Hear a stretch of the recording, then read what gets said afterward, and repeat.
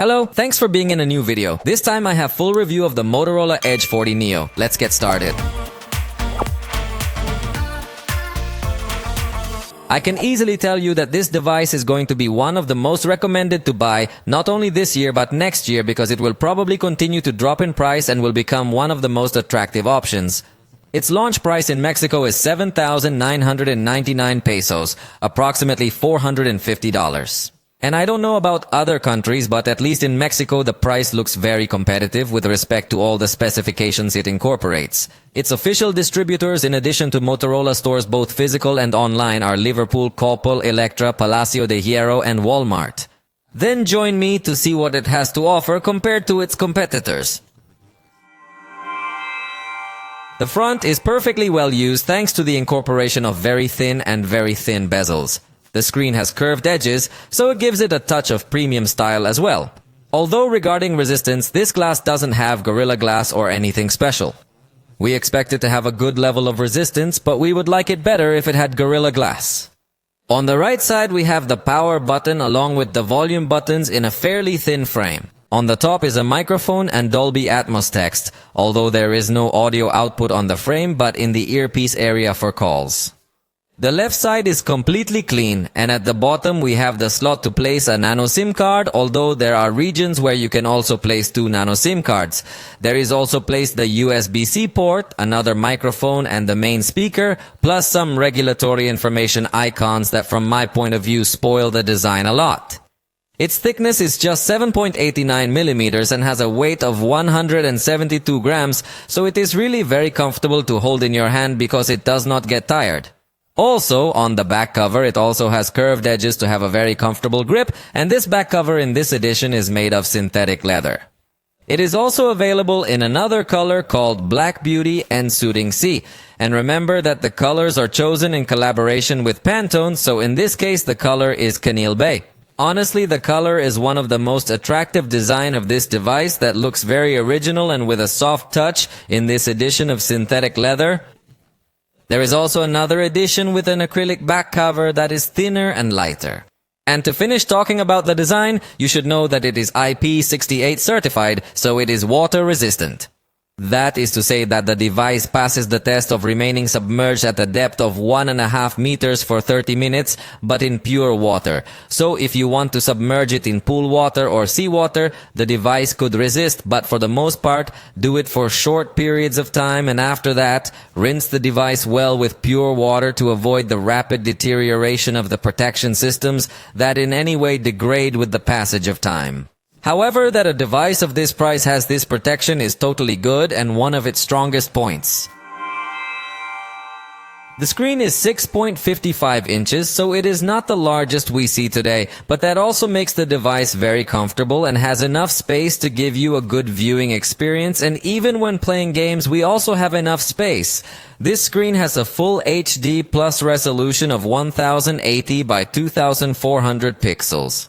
So we have a very good level of detail here, and we're looking at an OLED panel with a 10-bit color depth, so it can display a huge amount of colors, and yes, it supports HDR 10 plus content, so its maximum peak brightness is 1300 nits. At this price point, I think it will be one of the best screens hands down for displaying content, as it also has very good viewing angles and quite vivid colors, plus totally perfect contrast. The maximum brightness is comfortable to use this device even outdoors, although obviously not at the level of high-end devices, but it is very good, and the minimum brightness is also very comfortable to use this equipment in low light conditions.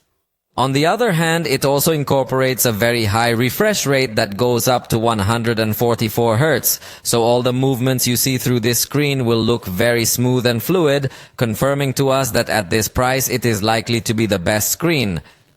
It is also able to adjust its refresh rate automatically between 60, 120 or 144 in order to avoid too high a drain on the battery.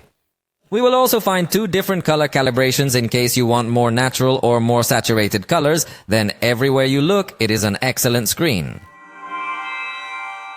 This device has 2 speakers that emit a fairly loud sound. The lower speaker is the one with a higher presence of bass frequencies, so it is not a completely symmetrical sound, but it offers very good quality, with good power and without any distortion. In this price range, there are still many devices that do not integrate stereo sound, that's why this device also gets to stand out in this section. Let's listen to a small test, although remember that it is not the same to listen to it live.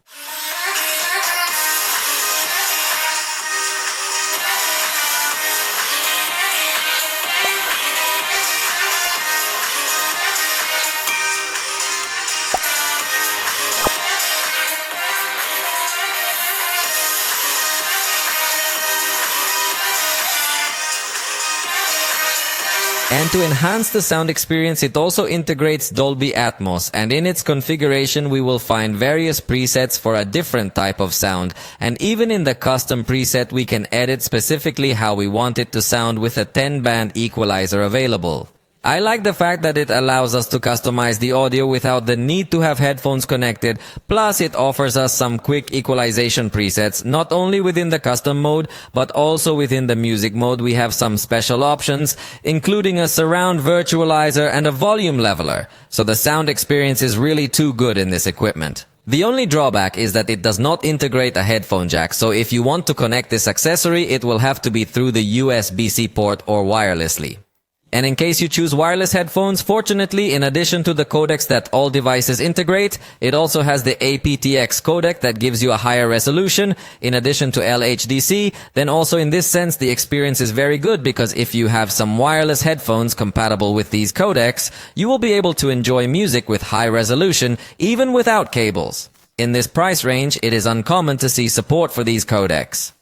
Below you will hear a recording made with the microphones of this equipment. Esta es una prueba de audio utilizando los micrófonos del Motorola Edge 40 Neo, que nos ofrece dos micrófonos. I think the two microphones that incorporates this device are basic. They offer us a simple audio pickup, even from my point of view with two intense medium frequencies, so I think that in the microphones does not get to stand out too much.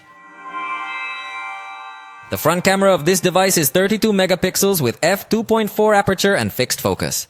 It features a quick open mechanism by rotating the device that even responds even if the device is locked, and you can use this same gesture to rotate between the main camera and the front camera. The photo capture is of good speed and offers two amplitude settings. If we hold down the shutter, we start a burst, although it has a very slow capture. You will also notice that it has two color settings in case you want a natural color or an enhanced setting. On the bottom right, we also have access to the beauty mode, which has a smart setting or a manual setting where you can go selecting parameter by parameter with beautification, skin tone with different settings in each of these parameters.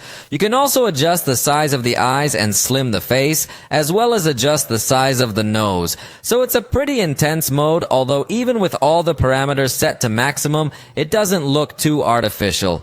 The device also gives us access to a number of filters that we can preview in real time. And within the artificial intelligence settings, there is also the option to capture the selfie showing the palm of the hand and even capture by smile. Although from my point of view, both settings should be located in the section that is called capture settings. So I think there is still room for improvement in the organization of these items in the settings.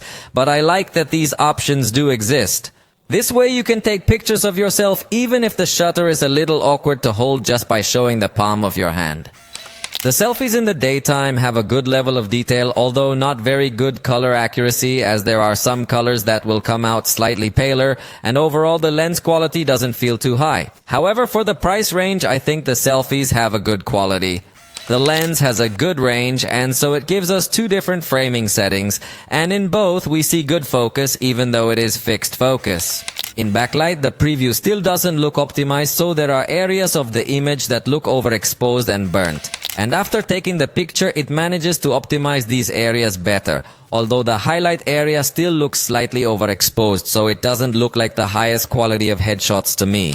Indoors, we will notice a presence of intense graininess in the darker areas, although it is not specifically noise, but simply a lot of grain. So the less illumination, the more we lose the level of detail, although it still maintains a sufficiently saturated color. Especially the face, which is the priority in selfies, seems to me that it does come out with good lighting and good detail. And at night in areas with artificial light, we will have a good result with a good level of detail and even good colors, so it all depends on the level of light in which you find yourself to have a good quality. For example, this other photograph is with indirect light, and therefore it is much more complicated to capture the colors. You can even see that the black color turns a little purple and many details are lost. Fortunately, the equipment lets you illuminate your face with the screen as a flash simulation to improve the capture of details. Although it is a cooler toned lighting, so if you are in a warm environment, it can be a bit of a strange image. And this would be the result in very tricky backlit conditions at night, where it will be totally necessary for you to use the screen to better illuminate your face. And in this sense, I think that for the price, the pictures come out well.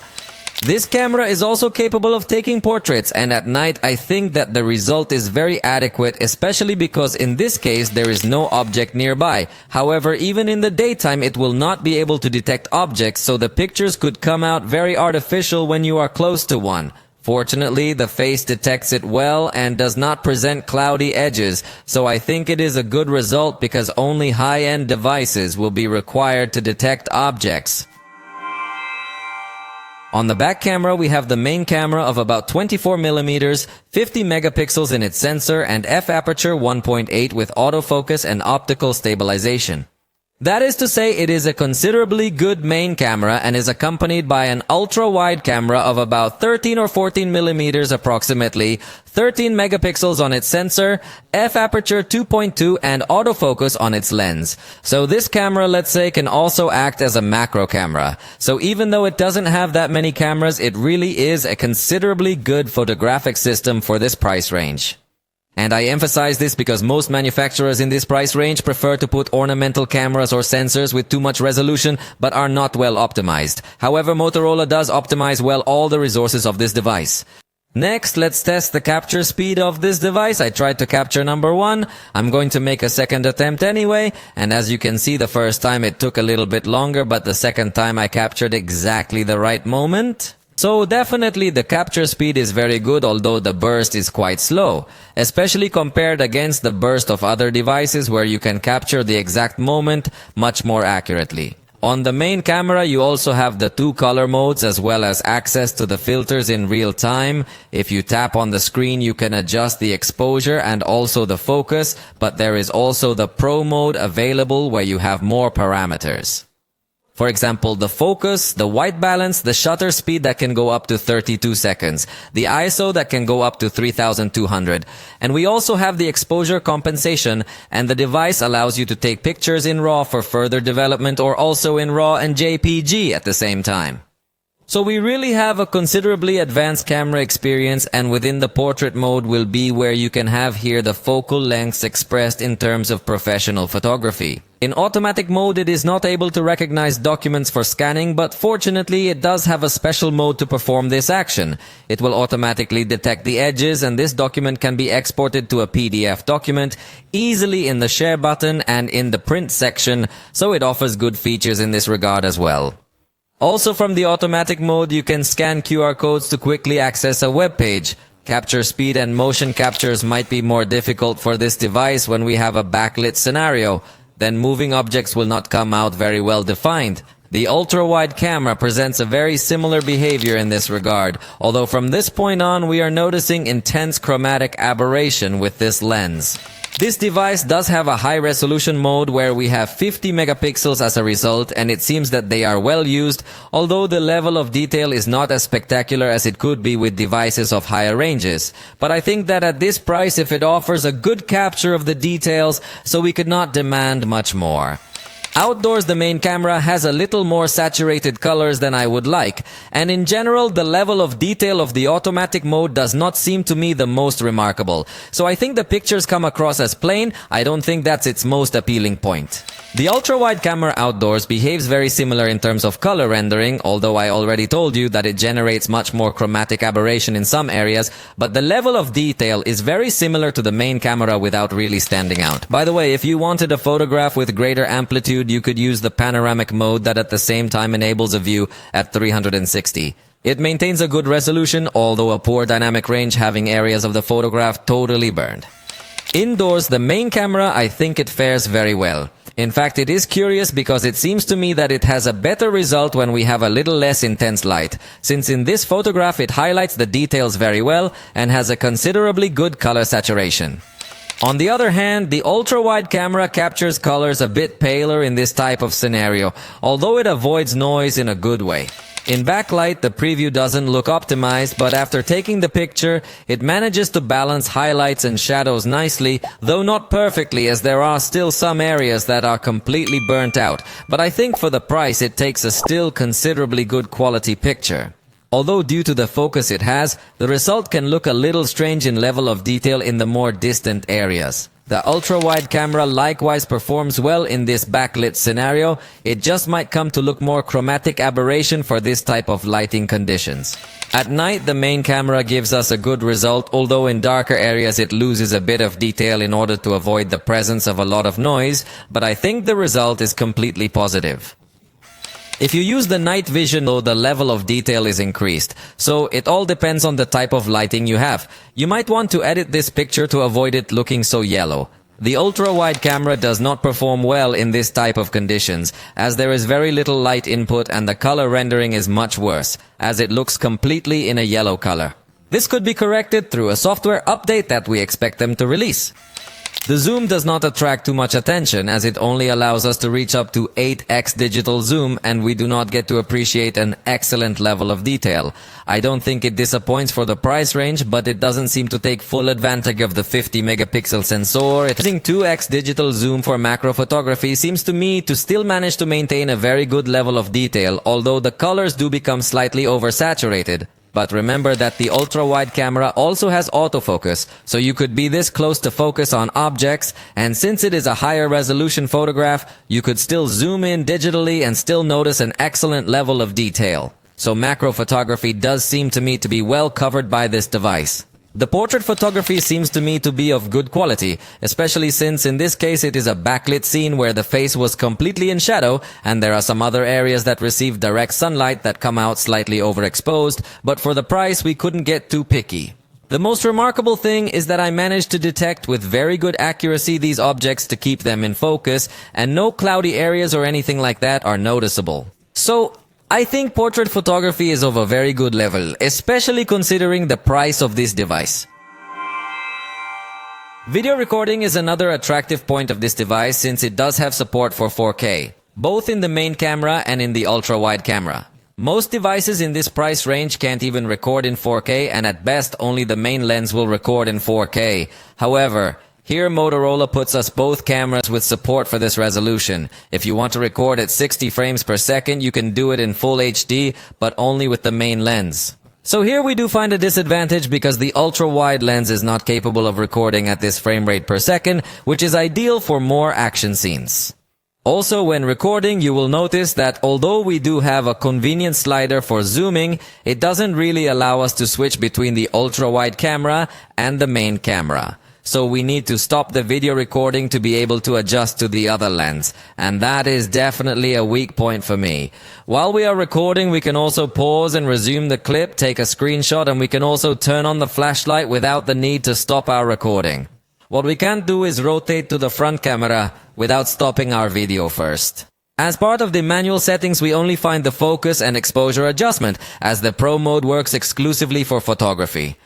The 4K recording looks good quality, and unlike other devices here, it comes out much better. So despite not being able to stabilize to the same level in 4K, it still comes out with a good level of detail for these types of scenes without too aggressive movement. The color rendition seems good to me, and of course the level of detail as well. In this price range, it is undoubtedly one of the best video recorders in the market. In fact, it also maintains a fairly accurate focus, and when zooming in on an object, it will also adjust it with good speed.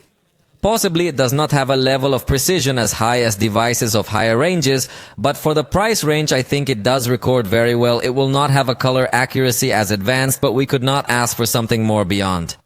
The ultra-wide camera records very similar in color and more detail, and only allows us to zoom to 0.9x as it does not switch to the main camera, so it does feel like a very loss. The chromatic aberration we saw in the picture is still present. On the other hand, the main camera does allow us to zoom in, specifically up to 6x, and maintains a good level of stabilization, but the level of detail is not so high as to consider an attractive result. However, at this price, I do not think there are many competitors that offer something better.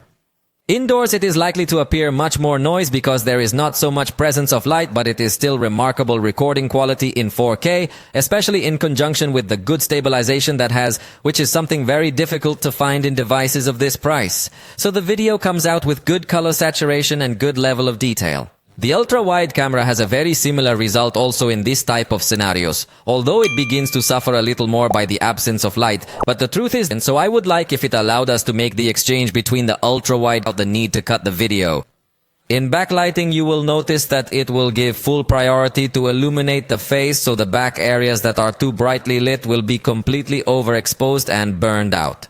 When it stops detecting the face, it tries to balance the lights a little better, but it is still not able to do so, so it doesn't look like a very spectacular result. Exactly the same behavior will have the ultra-wide camera in this sense, so there is not much difference, although in this lens you can get to notice a little more the lighting jumps to compensate. At night it also shows us that it is still a very solid device for video recording, although there are some moments where the white balance can jump aggressively, but it is nothing really serious. It maintains a good stabilization and the video is still despite being recording in 4K with low lighting, so the result I really liked with the main camera, because with the ultra-wide camera the result is a little bit darker without as much level of detail, although let me tell you that there are high-end devices that have even worse light input in video recording with this lens.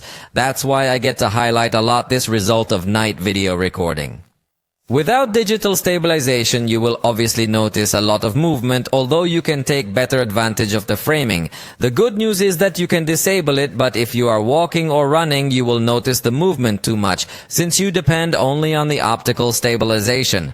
If you enable the stabilization, fortunately you can use it with the 4K resolution, so for walking the movements look much more natural, although it is still not stable enough for running. For this type of movements of more action, the device has a horizon lock mode, although the video lowers its resolution to full HD, but it seems to me that it maintains a much more accurate stabilization even in movements of too much action when running. So the stabilization is remarkable for its price. It is curious that this device does have a portrait video recording mode, although it records it in HD, so it is a very low resolution, and overall the effect does look artificial. It doesn't intensify or reduce the blur based on how far away the subject is, although fortunately it does maintain the effect even if it stops detecting the face. The downside is that you will immediately notice that it only keeps the person in focus, and any other object, even if it is at the same distance, will be blurred, so the result may look a bit artificial, but it is very remarkable that a device of this price has this recording mode. The slow motion of this device can be in full HD at 120 frames per second. In this sense, I think it does give us a considerably good experience, since in the price range most devices are going to record slow motion at 720p, nothing more. On the other hand, you can go up to 240 frames per second by lowering the resolution to HD, so it has good tools for creativity in slow motion. The fast camera has good stabilization. It can go in 4K and goes from 4 to 32x. For people movement, I think it's fine, although you can tell the video is going at a low bit rate, so it doesn't look as detailed. Also, 32x seems like it's not a fast enough setting for some slightly more attractive landscape shots. The front camera is also capable of recording video in 4K, which is very good and very remarkable, without a doubt one of its strongest points, although it has fixed focus, but we could not demand more, and in case you want a slightly wider frame, you will need to disable the stabilization, but that could result in a slightly more aggressive movement. We'll also notice that it doesn't perform well when recording against the backlight, as it gives total priority to illuminating the face, sacrificing too much of the backlit areas. Fortunately, it does have a stabilization mode, although I insist that it is very short, so you need to stretch your arm considerably to be able to come out well framed, but note how well it balances the movements even when walking.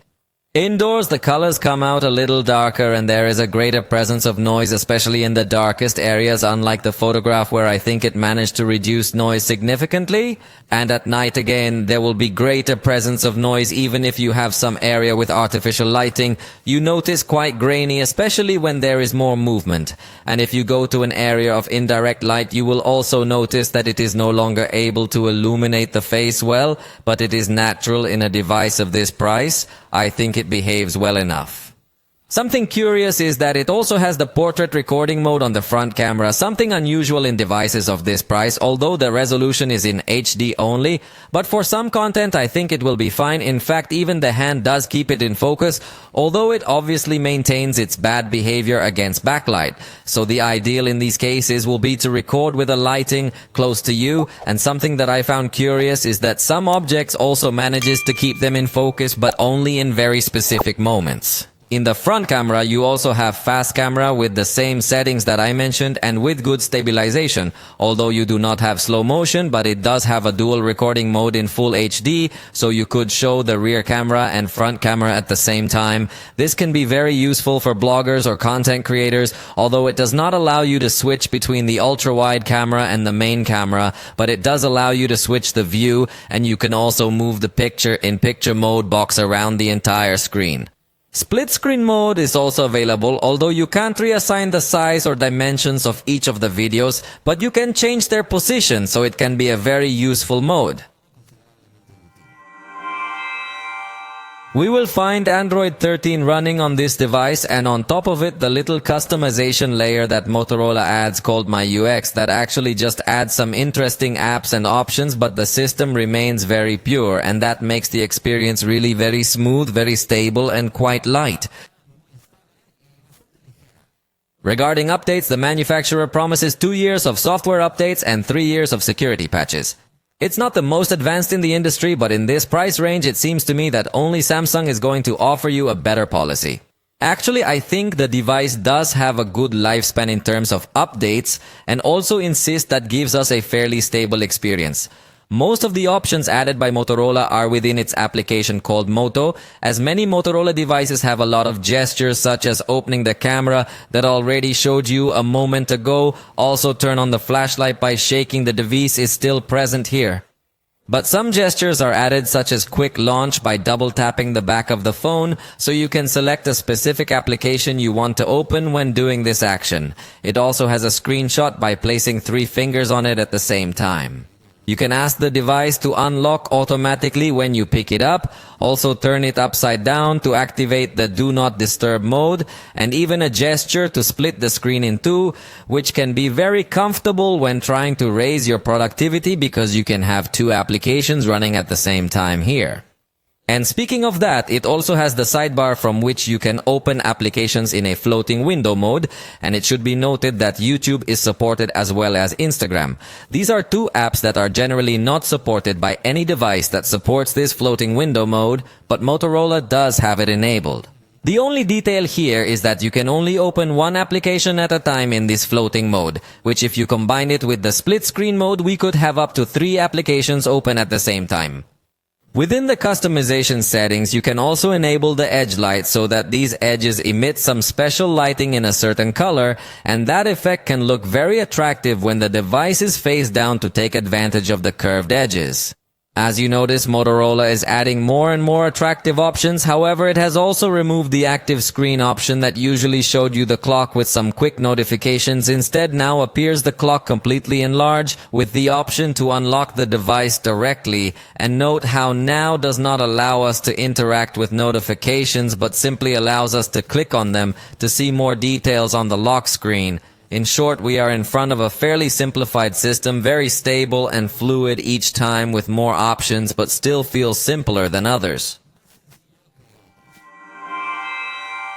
In this device, we will find an in-screen fingerprint reader that, as you can see, is an optical reader, so you need to leave your finger a little longer on it compared to capacitive fingerprint readers that are outside the screen or ultrasonic fingerprint readers that are inside the screen. However, for the price range, I think it works very well. Allows you to add up to 5 different records, and being inside the screen also allows you to select between 3 different animations for this unlocking.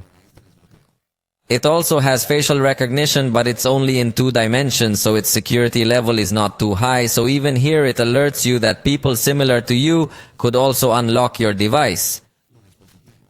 If you want to maintain a comfortable experience, you can enable Google Smart Lock to add trusted places or devices to keep it unlocked in secure environments. It also has Google autocomplete to easily fill in passwords, but it doesn't ask for fingerprint verification by default. This to me is pretty bad, although fortunately you can enable it again through Google settings for a much more secure experience. Without a doubt, I think that this is a point that should come enabled by default. This generation, Motorola has also included the Moto Secure application, where we have more tools to start. We have the secure folder that we did not see before in Motorola devices, and in this secure folder, we can safeguard all kinds of applications and files, so they will be protected with a pattern that can be different from your lock screen or your fingerprint.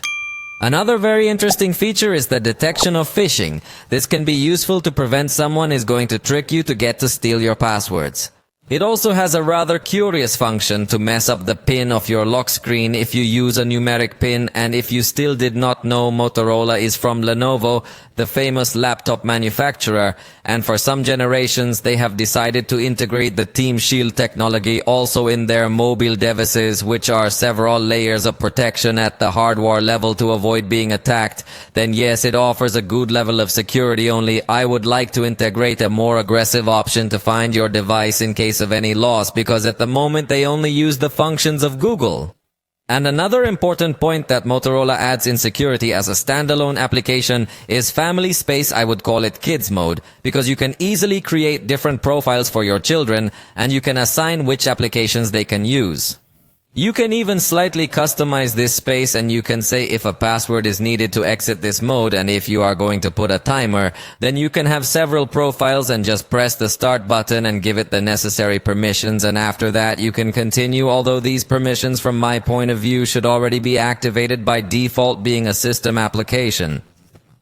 But after this, notice how easily a profile is activated where the child will not be able to do anything else, and you can set how long you want this session to last, for example 15 minutes.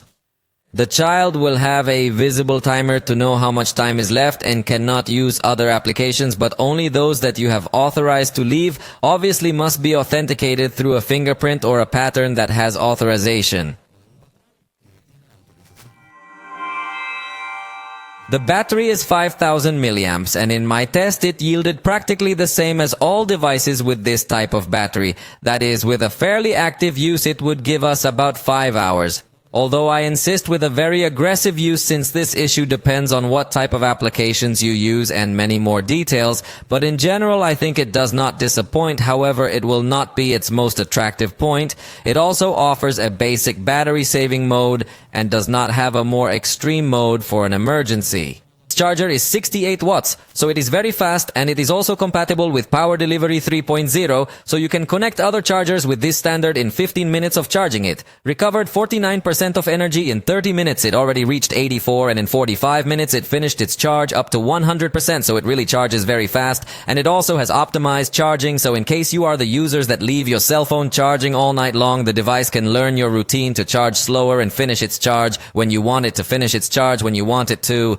It also has optimized charging, so in case you are one of those users who leave your cell phone charging all night, the device can learn your routine to charge slower and finish charging when you are about to unplug it. In fact, you can also disable fast charging in case you want it to, and it has overcharge protection, which I consider not very useful because it simply activates when the device has been connected for more than 3 days, unlike other devices that have a manual charging lock system. So I think the battery just stays within what one might expect, but in its competition, you can find more attractive alternatives. Another good news is that this device does have support for 5G networks, and it stands out because there are other devices that when they support 5G networks cut too much in other aspects. However, this device does not make any kind of cut and does support these networks. The bad news is that it does not have an option for you to select which applications can access the internet with mobile data and which applications can only do it with Wi-Fi. So in that sense, the experience is still improvable. As I said at the beginning, there are some countries where you can put 2 nano SIM cards. And the good news is that we also have support for eSIM. This is a very useful feature when you are traveling, because just by scanning a QR code you can add a data plan or something similar, and in this price range is very rare to find such features. It also supports Wi-Fi networks and 6, therefore it also offers us a very good download speed. In fact, it is surprising us right now, although obviously it will depend on your internet provider.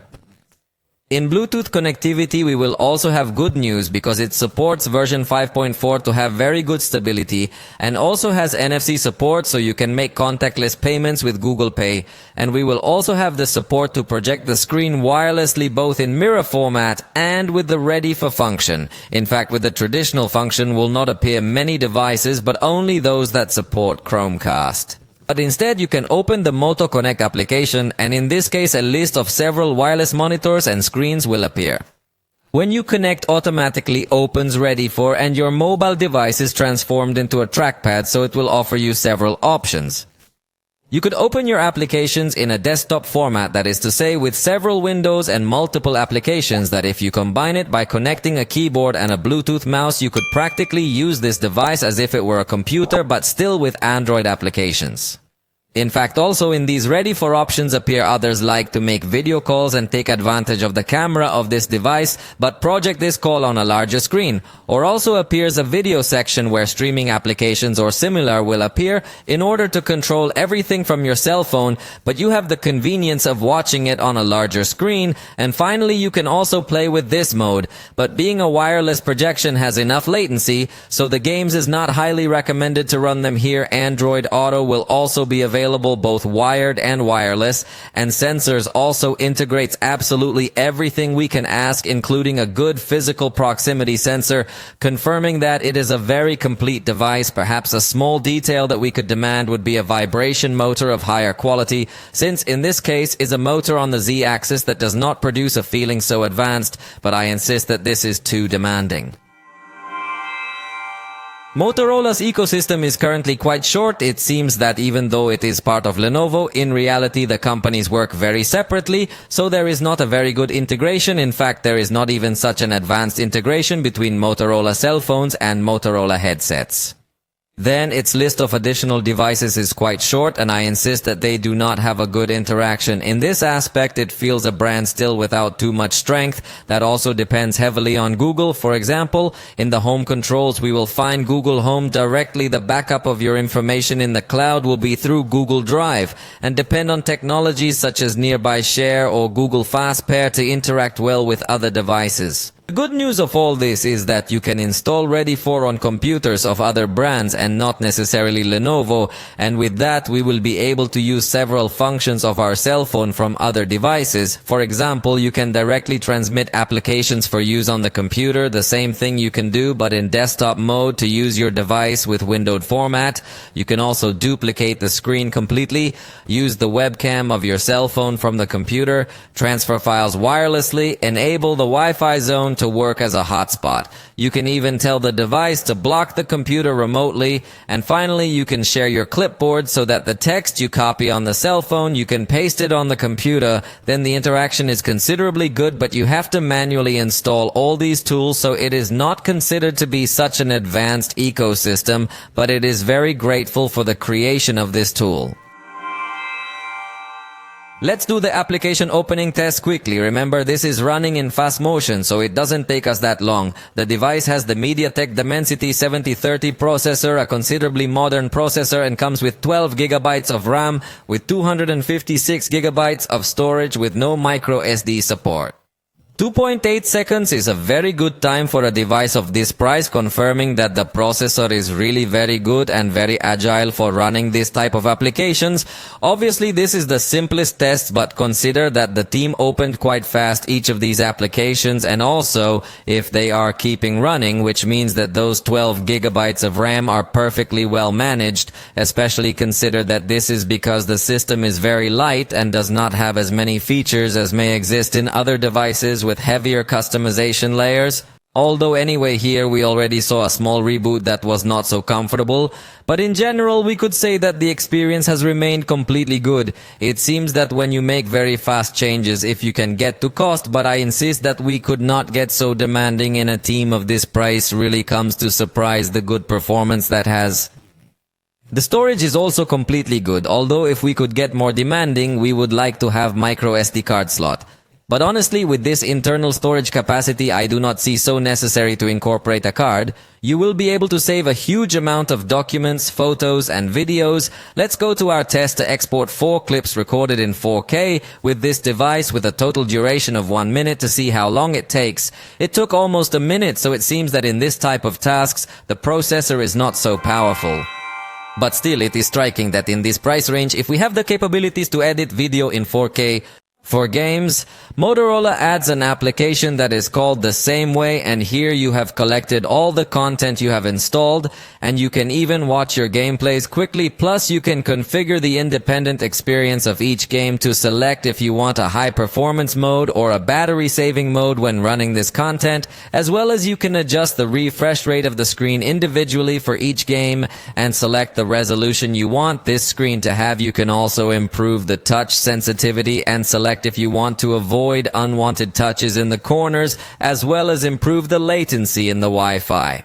So it seems to me that it is a considerably good suite with necessary tools, and of course it also allows you to select if you want the sidebar to appear available with more shortcuts and tools, and even if you activate the options to block calls to avoid annoying interruptions. You can also say that yes, you can be interrupted if they call you multiple times or add exceptions. Then the experience, I think, is very good to customize all your games. It offers us the Moto Game Time button, where we have all these tools like blocking calls and notifications. We can also block some gestures so that they are not interrupting us when playing, and we can enable a high performance mode in addition to taking screenshots and screen recordings. By the way, it is worth noting that this device can take screen recordings at 60 frames per second, a small detail that could go unnoticed. Also from this button, you can see the gameplays you have recorded to share your best moments. You can also improve the screen sensitivity, although it increases the battery consumption, and you can also prioritize the Wi-Fi connectivity for the game to have a better response. And finally, it allows you to open some applications in a free format, so you must select which applications you want to be available here so you can answer a message or something similar without the need to completely close your game. In Call of Duty, we load by default the high quality at a high frame rate, but will also appear available a very high quality and even a maximum rate. Although the quality is adapting, in fact can go up to an ultra rate, but the quality goes to the lowest. So it's up to you as a player what you prefer. In this case, we will test in a maximum rate and in an ultra rate to see how it goes in the results. With this setting, notice that it does not have many special effects available, so that is one of the details that we almost always notice in devices with MediaTek processor, and even in the ultra setting will not appear all these special effects.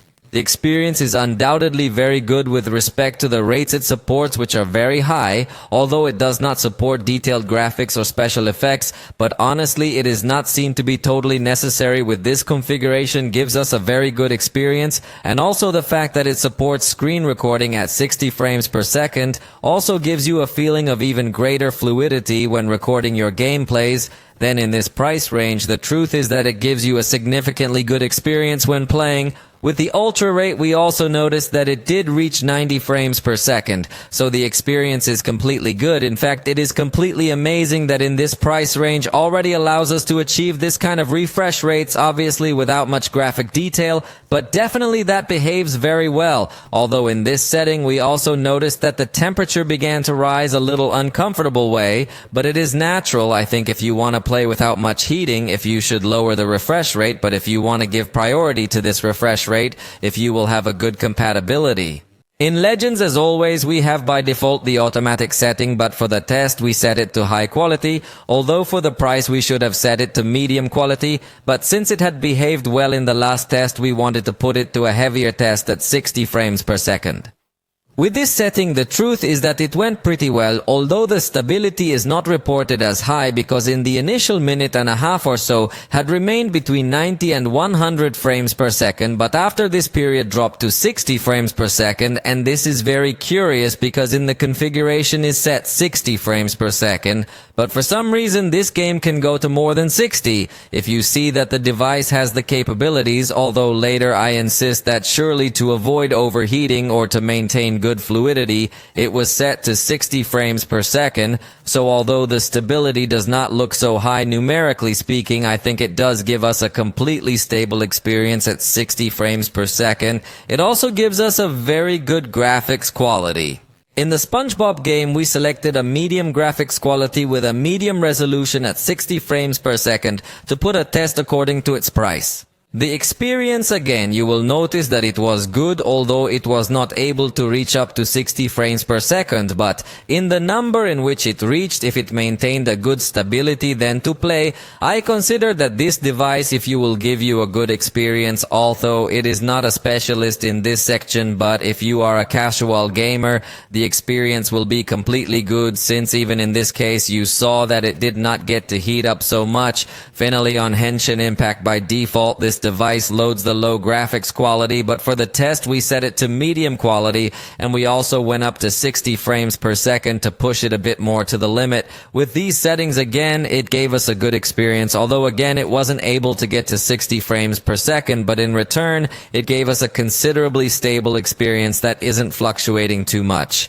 So the stability is very good. I insist, even though it did not manage to reach too high numbers of frames per second, but at this price basically no other device could do it, so it is confirmed that the experience is considerably good. Our test was about 4 minutes and the temperature taking was after 6 minutes of gameplay, so I think it does come to behave well, does not overheat, although if you can get to report a slightly annoying heating for some players, the ideal will obviously be to select appropriate settings to its price with respect to the graphics quality and frames per second to have the best of experiences. But we can say that if it is a recommended device for how complete it is in several sections, although it does not bet all for gaming with a dedicated processor, for this I think the processor that integrates is quite well balanced in conjunction with the rest of the specifications of the device.